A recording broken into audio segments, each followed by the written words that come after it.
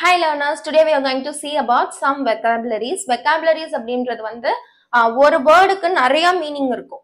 இப்போ for example jam அப்படின்னு எடுத்துக்கிட்டிங்கன்னா அதுக்கு நிறைய மீனிங் இருக்கும். ஸோ அந்த மாதிரியான vocabulary தான் இன்னைக்கு நம்ம வந்து பார்க்க போறோம். ஒரு வேர்டுக்கு எத்தனை மீனிங் இருக்கு, அதை எத்தனை மீனிங்கா எடுத்துக்கிட்டோம் அப்படின்னா அத்தனை சென்டென்ஸ் நம்மளால ஃபார்ம் பண்ண முடியும் இல்லையா? அதுல அந்த மாதிரி வகையில இன்னைக்கு நம்ம ஜே லெட்டர் தான் அதுல பார்க்க போறோம். ஆல்ரெடி நம்ம வந்து vocabulary சீரீஸ் ஐ லெட்டர் வரைக்கும் நம்ம பார்த்திருக்கோம். பட் அதுல நம்ம வேர்ட்ஸ் பார்த்திருக்கோம். இன்னைக்கு நம்ம கொஞ்சம் டிஃப்ரெண்டா vocabulary சீரீஸ் பார்க்க போறோம். ஸோ இது உங்களுக்கு வந்து இன்ட்ரெஸ்டிங்கா இருக்கா இல்ல அது இன்ட்ரெஸ்டிங்கா இருக்கா, எந்த மாதிரி நம்ம vocabulary சீரீஸ் கண்டினியூ பண்ணலாம் அப்படின்றத எனக்கு நீங்க கமெண்ட் பண்ணுங்க. So let's get started to the today vocabulary series. If you are watching our channel for the first time, please do subscribe and also இந்த வீடியோக்கு ஒரு லைக் பண்ணிக்கோங்க. Let's get started. First, jam.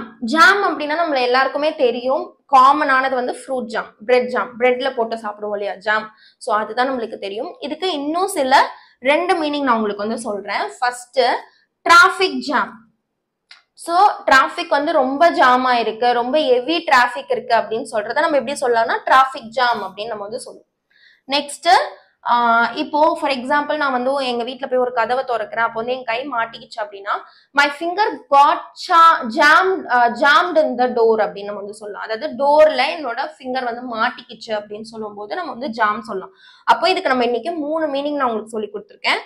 ஒன்னு வந்து jam நம்ம தடவி சாப்பிடுவோம் இல்லையா அந்த ஜாம், செகண்ட் வந்து டிராபிக்ல ஜாம் ஆயிடுச்சு அப்படின்னு சொல்லும் போது அது, இன்னொன்னு வந்து என்னோட ஃபிங்கர் வந்து மாட்டிக்கிச்சு அப்படின்னு சொல்லும் போது அதுக்கும் நம்ம வந்து ஜாம்ட் அப்படின்ற வேர்ட் நம்ம வந்து யூஸ் பண்ணலாம். ஓகேவா? நெக்ஸ்ட் வந்து ஜட்ஜ். ஜட்ஜ் அப்படின்றது வந்து ஒன்னு ஜட்ஜ் அப்படின்ற வேர்டோட ஆக்சுவல் மீனிங் வந்து நீதிபதியை தான் நம்ம வந்து ஜட்ஜ்ன்னு சொல்லுவோம். இதே நம்ம வந்து இன்னொரு வகையில சொல்லணும் அப்படின்னா ஜட்ஜிங். ஒருத்தவங்க வந்து ஜட்ஜ் பண்றது அப்படின்னு சொல்லுவோம் இல்லையா? நீதிபதியோட வேலை என்னது? தீர்ப்பு கொடுக்கறது, ஜட்ஜ் பண்றது, அப்படித்தானே? சோ அதே நம்ம வந்து இந்த ஜட்ஜ் அப்படின்றத நம்ம வந்து அந்த மாதிரி ஒருத்தவங்களை பார்த்து நம்ம ஜட்ஜ் பண்றது, ஒருத்தவங்களை பார்த்து தீர்மானிப்பது அப்படின்றதுக்காகவும் நம்ம இந்த வேர்ட் வந்து யூஸ் பண்ணலாம். So don't judge a book by its cover அப்படின்னு சொல்லுவோம் இல்லையா? ஸோ அப்போ ஒருத்தவங்களை வெளி தோற்றத்தை பார்த்து ஒருத்தவங்களை பத்தி எடை போடாது அப்படின்னு சொல்லும் போது அந்த இடத்துல நம்ம வந்து ஜட்ஜ் அப்படின்ற வேர்ட் நம்ம வந்து யூஸ் பண்ணலாம். நெக்ஸ்ட் வந்து ஜாயிண்ட். ஜாயிண்ட் அப்படின்றது பொதுவா நம்மளுக்கு தெரிஞ்சது மூட்டு, ஜாயிண்ட் அப்படின்னு சொல்லுவோம் இல்லையா? ஸோ அதுதான். இதுக்கு நம்ம இன்னும் சொல்லணும்னா இணைப்பு. ஒரு ரெண்டு விஷயத்த இணைக்கும் போது ஒரு இணைப்பு சொல்ல நம்ம வந்து ஜாயிண்ட் பயன்படுத்தலாம். இன்னொன்னு வந்து we have a dinner at roadside joint அப்படின்னு சொல்லணும்னா ஃபார் எக்ஸாம்பிள் இங்க பாண்டியில எடுத்துக்கிட்டோம் அப்படின்னா ஒரு ஐஜி சிக்னல் எடுத்துக்கிட்டோம்னா அந்த இடத்துல நான் ஒரு 4 தெரு சந்திக்கிற ஒரு இடத்துல நாங்க வந்து டின்னர் சாப்பிட்டோம், ஒரு ஹோட்டல்ல நாங்க வந்து டின்னர் சாப்பிட்டோம் அப்படின்னு சொல்லும் போது அந்த இடத்துல நம்ம வந்து ரோட் சைட் ஜாயிண்ட் அப்படின்றத நம்ம யூஸ் பண்ணலாம். நெக்ஸ்ட் வேர்ட் வந்து ஜாக்கெட். ஜாக்கெட் அப்படின்றது வந்து கோட்டுக்கு நம்ம போடுற ஜாக்கெட் ஒண்ணு, இன்னொன்னு வந்து கவர். ஒரு புக்குக்கு அப்படியே நம்ம வந்து இதை சொல்லுவோம் அப்படின்றத நீங்க தெரிஞ்சுக்கணும். ஓகேவா? சோ ஏதாவது ஒரு கவர் நம்ம வந்து யூஸ் பண்றோம், ஒரு கவர் போடுறோம் அப்படின்னா அந்த இடத்துலயும் நம்ம இந்த ஜாக்கெட் அப்படின்ற வேர்ட் நம்ம வந்து யூஸ் பண்ணலாம். நெக்ஸ்ட் வந்து ஜுவல். ஜுவல் அப்படின்றது வந்து பொதுவா நம்மளுக்கு தெரிஞ்சது வந்து நகைகள். So I went to market to buy some jewels அப்படின்னு சொல்லும் போது நான் மார்க்கெட்டுக்கு நகை வாங்குறதுக்காக நான் போனேன் அப்படின்னு சொல்லும் போது அதுக்கும் நம்ம ஜுவல் யூஸ் பண்ணலாம்.